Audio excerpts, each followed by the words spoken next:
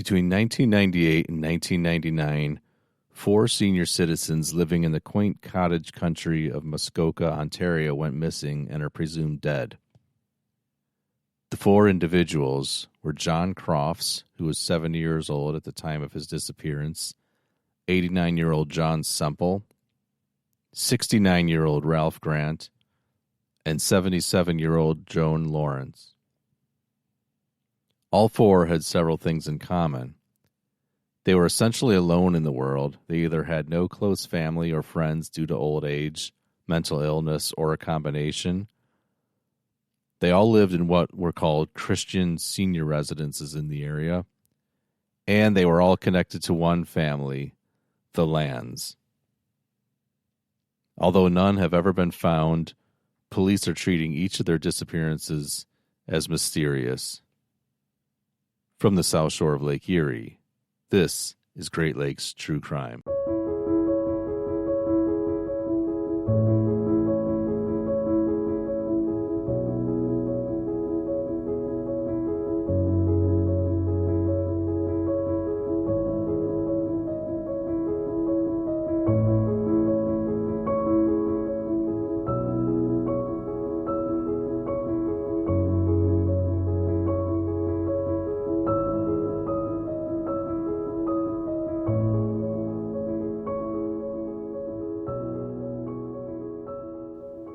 Before we get started, I wanted to acknowledge our listener Brandon, who left us a very generous one-time donation through our website.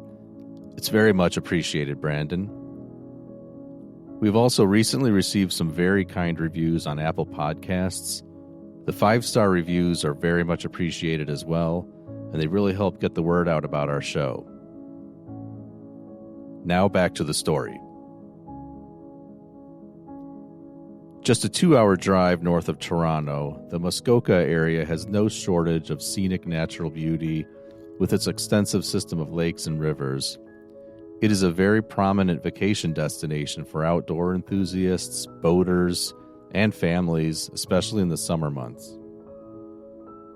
It's fairly recently become a hot spot for film and TV stars, professional athletes, and other high-profile celebrities. The list of recent visitors includes Tom Hanks, Goldie Hawn and Kurt Russell, Martin Short, Cindy Crawford, and Steven Spielberg. But Muskoka isn't only for the wealthy. It's a very popular vacation spot for families living in the greater Toronto area, seeking to unwind and escape their busy city lives for a while.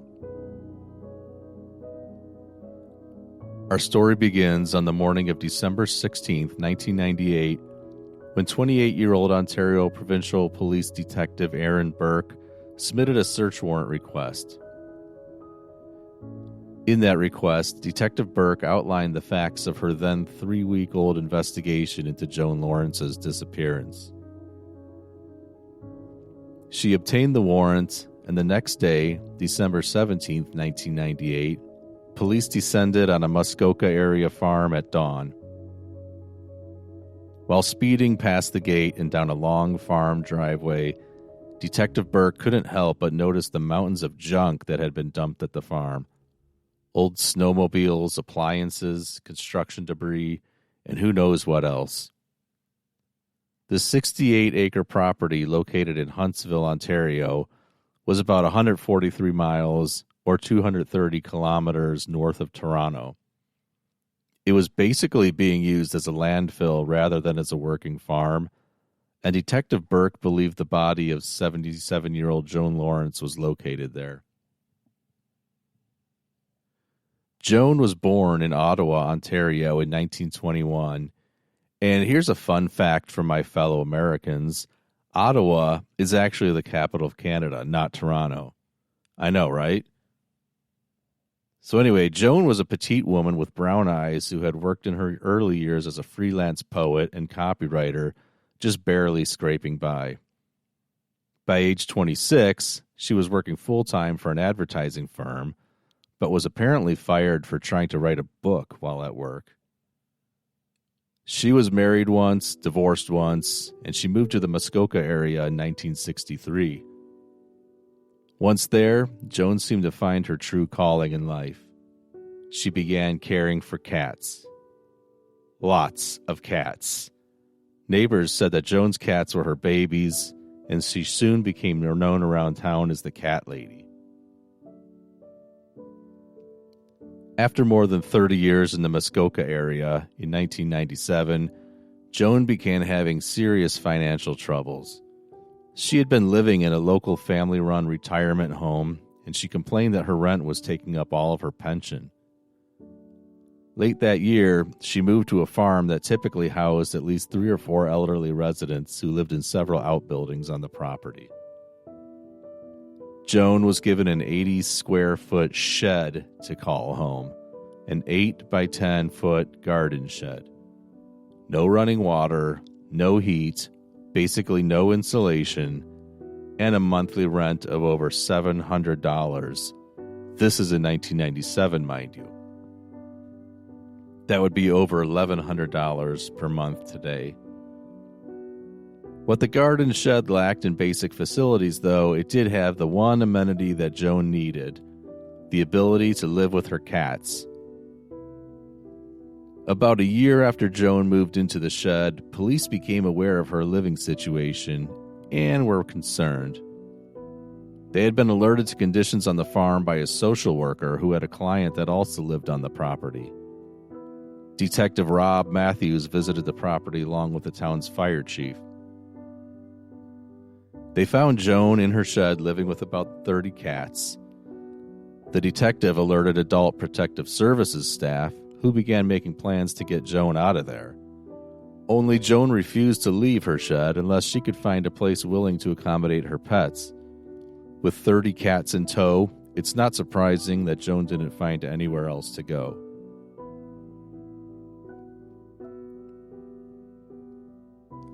About that same time, Joan visited a law office in nearby Huntsville, Ontario. Earlier that year, in June, she had gone to the police station to report that her $744 income tax refund check had not arrived. Staff at the law firm helped her track down the missing check, and they found that it had in fact been issued and had actually been cashed earlier that spring.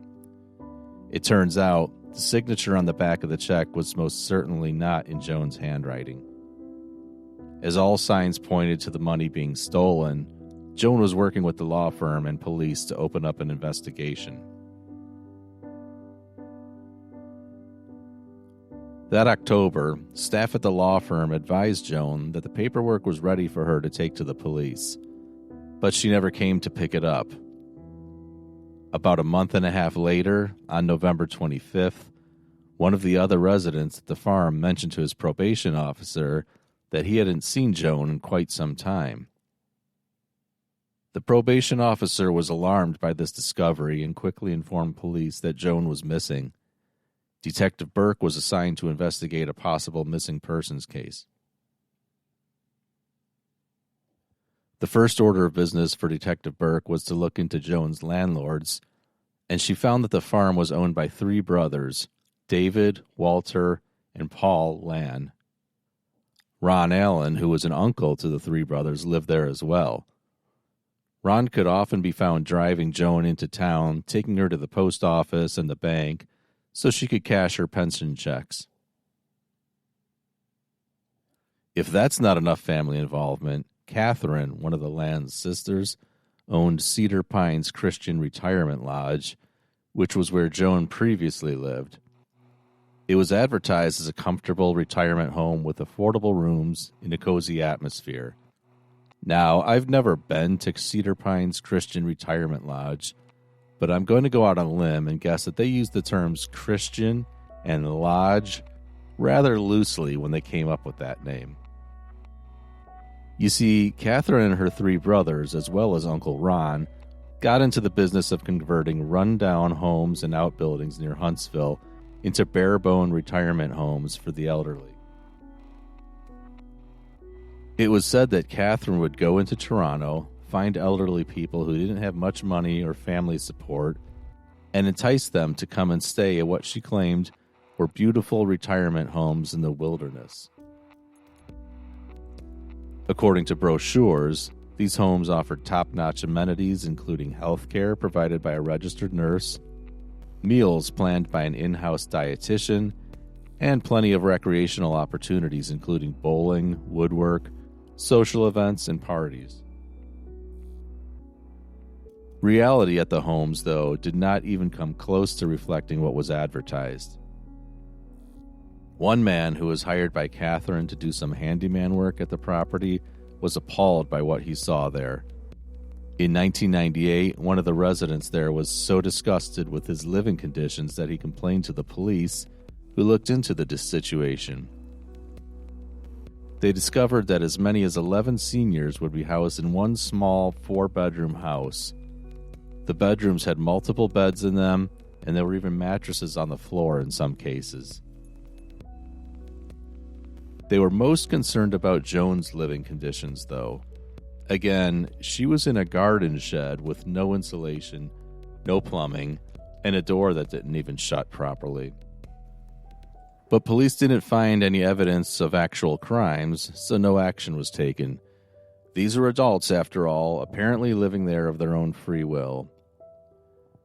For a few months before Joan went missing, she had been mentioning some problems she was having with the Land family. For one thing, she told a manager at the local grocery store that one of the Land brothers had tormented her by intentionally stepping on her cats. And since her shed didn't have any running water, she was able to use the restroom and shower in the farmhouse, but chose not to. When asked why, Joan told that same grocery store manager that you never know what Ron's going to do. She didn't elaborate, but it was apparently Joan's preference to bathe in the restroom of a fast food restaurant instead of at the house. In another instance, Joan asked a social worker who lived nearby to call police if anything ever happened to her. She also instructed the post office to give her mail only to her and not to Land's. Somehow, David Land ended up being a co-owner of Joan's bank account. Even more strange was that she didn't have an ATM card to access the account, but David did. Coincidentally, police documents noted that someone was accessing the account by bank card right around the time that Joan was last seen. It had been used at a Canadian Tire store in Bracebridge, Ontario, which was about 19 miles or 30 kilometers from where she was living. When Joan was reported missing, police took a hard look at David Land. In fact, they spoke with him at length twice in 2 days. During these interviews, David provided a cornucopia of conflicting explanations about Joan's whereabouts. In one instance, he claimed that Joan had gone into hiding for some inexplicable reason. Then she was living with a woman named Hazel, or a Scottish man named George. More stories followed, none of which seemed believable at all. He said she was in New York, or maybe Vancouver, or Hawaii. When police interviewed David on November 30th, he said he had just been with her in a nearby town. Police just missed her. In that interview, David sat there for close to 2 hours, insisting that Joan was still alive. Then he finished the interview and left the room, referring to her in the past tense.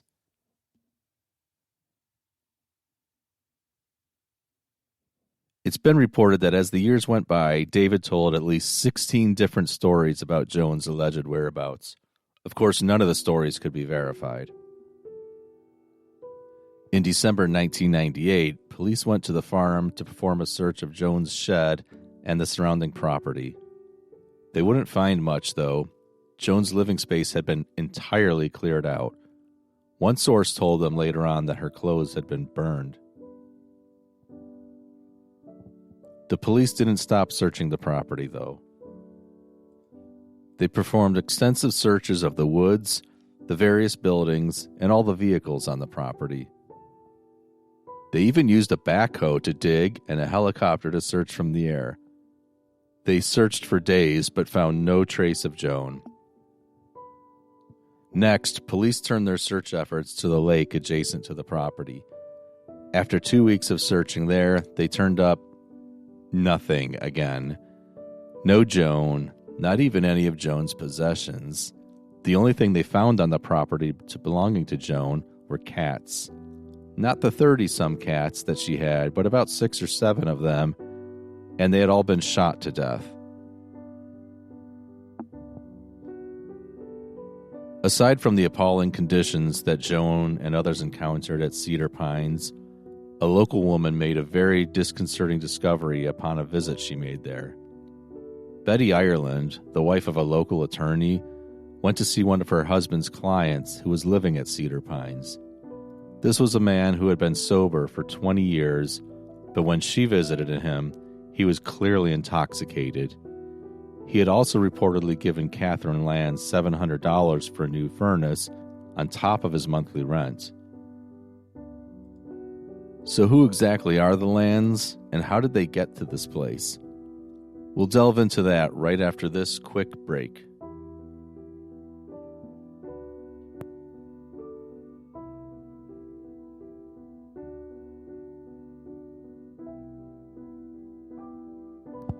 The Lands are a family of 9 with Estonian heritage who were originally settled in southern Ontario, Canada, but moved to the Muskoka area in 1970. Aine and Shirley Land had 7 children, including David, Walter, Paul, Catherine, and 3 others who are not a part of the story. The children were said to have been good-looking and athletic, but also very reserved throughout school. They weren't especially popular or outgoing. A few of the Land children could have been described as troublemakers during their school years, but then seemed to have graduated to having run-ins with the law after high school. There were stories about some of the Lands stealing skis from a local ski slope, stealing prescription medicine from a hospital, and even cheating at baseball in their younger years.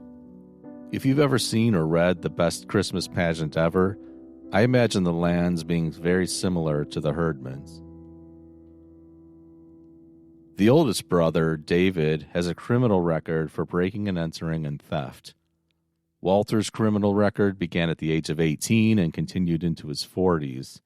He was convicted of fraud, property offenses, breaking and entering, and even impersonating a police officer.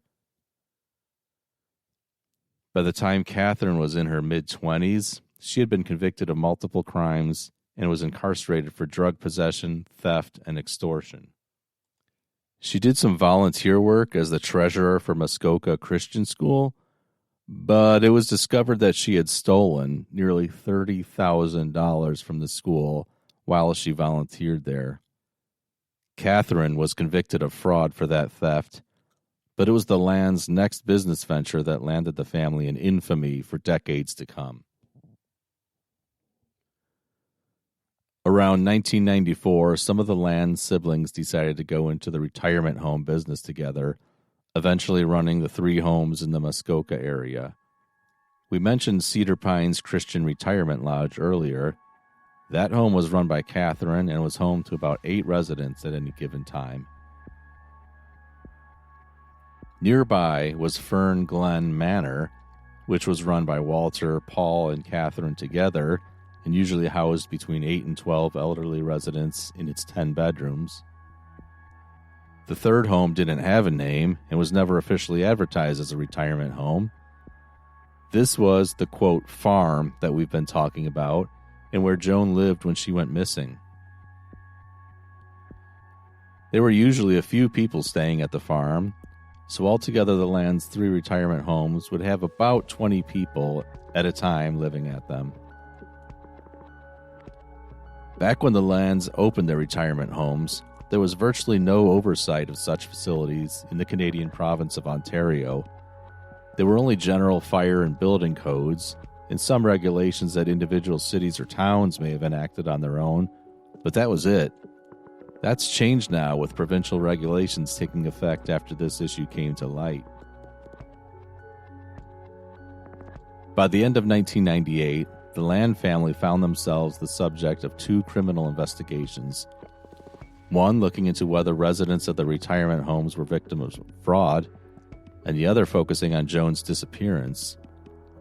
Around this same time, the Land's siblings started divesting themselves of their retirement homes and moving out of the Muskoka area. Catherine sold Cedar Pines and moved to the United States. In 1999, Walter and his family relocated to southern Ontario. That same year, Ron Allen and David Land were listed in police documents as murder suspects regarding Joan's disappearance, and David seemed to disappear into thin air. Police spent years looking for him. Paul Land and his wife headed to Alberta not long after that. Fern Glen Manor was the last retirement home that the Lands managed. In January 1999, just a week before it closed, Detective Burke visited the home to interview the few remaining residents about Joan's disappearance, but not much came of those interviews. Then about a year and a half later, in July 2000, police made a stunning discovery. They realized that Joan was not the only resident of the retirement homes who had gone missing. They found out that two men had gone missing from the homes. John Semple had been a resident at Fern Glen Manor, but went missing most likely between January and March of 1998, when he was 89 years old. The other missing man was John Crofts, who was 70 years old when he went missing. John likely arrived at Fern Glen Manor sometime in 1997, and police concluded that he was last seen in February or March of 1998. John suffered from mental illness all his life. His family had tried to care for him throughout the years, but the illness made that very difficult for them. John's sister last saw him in March 1997 when he boarded a bus to Toronto from her hometown of Peterborough, Ontario. She never heard from him again and didn't know he was missing until police contacted her in 2001. In November 2000, police discovered that yet another man had gone missing, bringing the total to 4 missing residents from the retirement homes. 69-year-old Ralph Grant, who went by Duke, had also been a resident of Fern Glen Manor. Duke couldn't be accounted for since the manor had shut down.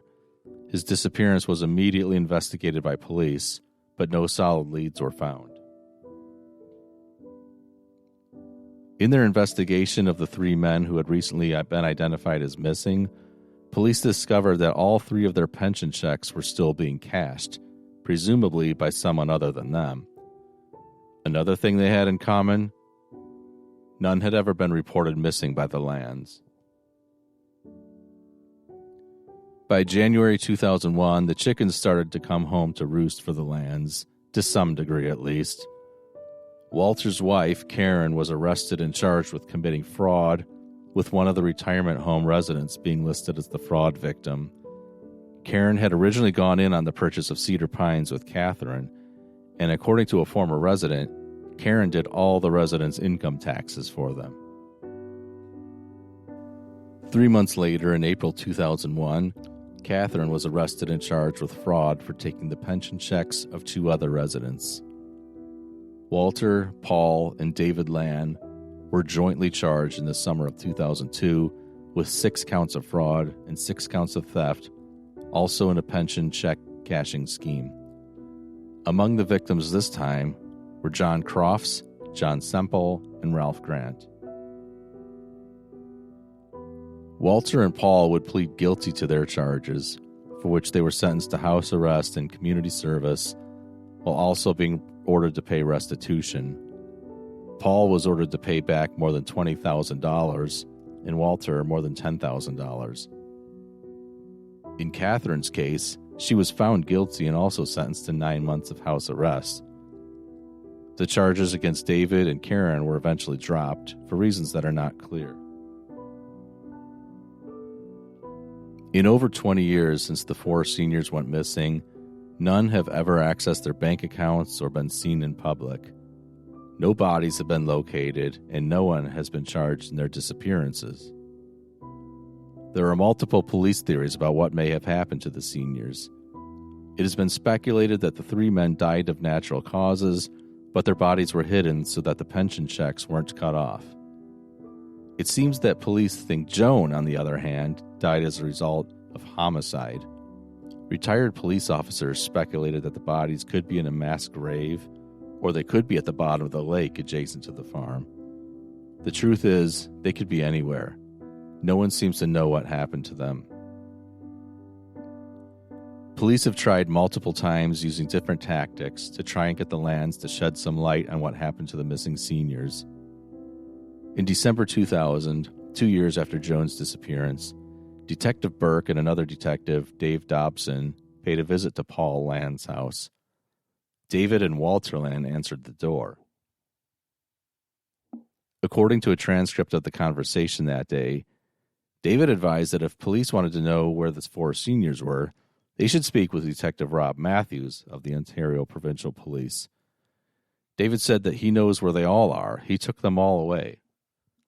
The Land's explanation, dubious as it may be, seems to be that Detective Matthews was involved in moving and hiding the seniors, claiming that he scared Joan off the property, then took the others off the property. Detective Burke, however, said that that story is totally false. That never happened, she told a reporter. In 2001, Detective Burke moved to Thunder Bay, Ontario, and eventually resigned from the Ontario Provincial Police, but the investigation continued. In September 2002, police once again returned to the farm to conduct another search for Joan's remains. The Lands had sold the property by this time, and it had since been subdivided. Police searched the original 68 acres, though, using ground-penetrating radar and police dogs. But once again, they came up empty-handed. After that, most of the Lands moved into quiet lives without much media attention. In 2002, David and his family moved to a house in the North York district of Toronto. He found work as a heating, refrigeration, and air conditioning technologist at George Brown College in Toronto. Paul and his wife moved to Seoul, South Korea in 2006, where Paul made a living by teaching English. He also apparently found Jesus, earning a master's degree in Christian education in 2014. A family blog maintained by Paul and his wife shared photos of their travels throughout Korea and China, and also focused on praising God. After earning the master's degree, Paul was hired as an English teacher at Samyuk University, which is a private Seventh-day Adventist college in Seoul. The negative media attention from this case, particularly from a CBC investigative program called The Fifth Estate, seemed to catch up with Paul, though, and he was relieved of his teaching job in 2017. Catherine also got a teaching job, this one at a school in Barrie, Ontario, after her release from jail on fraud charges. The school she was teaching at closed a while after she started working there, and after that, she changed the spelling of her name and lived a fairly nomadic life, bumping around between Tennessee, Washington, Texas, Arizona, Florida, Toronto, and eventually back in the Muskoka area. Catherine Land died in July 2019. Walter is the one sibling who managed to run afoul of the law after the homes closed. In 2005, he was convicted of several armed robberies, one in which he groped a man's genitals before trapping him in a cold cellar, and another where he confined an elderly woman to her bedroom by binding her wrists and ankles. He served 11 and a half years in prison and was provisionally released in 2013. Walter then found work at a heating and air conditioning company in Toronto, but was arrested again in 2014 for trespassing in a home. He claimed it was all a misunderstanding, though, saying that he had previously worked at the home and was just coming back to check that everything was working okay. Could he have cased the house out while working there and then come back to burglarize it? We don't know, but in any case, the charge was dropped in 2015. At that time, he appeared to be living at a Salvation Army complex in Scarborough, Ontario. Walter and David went on to operate a company called Esto Gas Service in Toronto, which allegedly advertised a seniors discount on its website.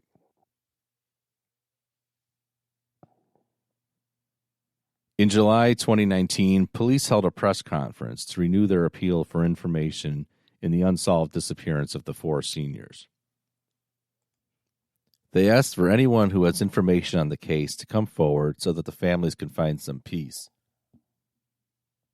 In November 2019, Detective Matthews, who is still investigating the case, told a reporter that the case was moving forward in a substantial way after they received a significant number of tips following the July press conference. He remains very optimistic that the case will be solved.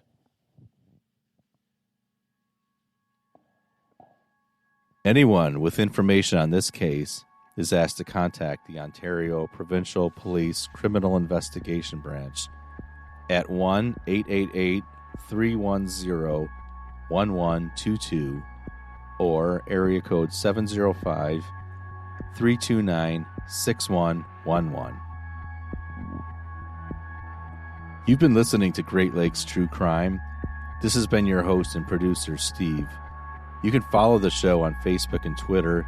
Just search for Great Lakes True Crime. If you like the show, please help us out by telling a friend and leaving those positive reviews on your podcast app. We'll talk to you next time. Thanks for listening, guys.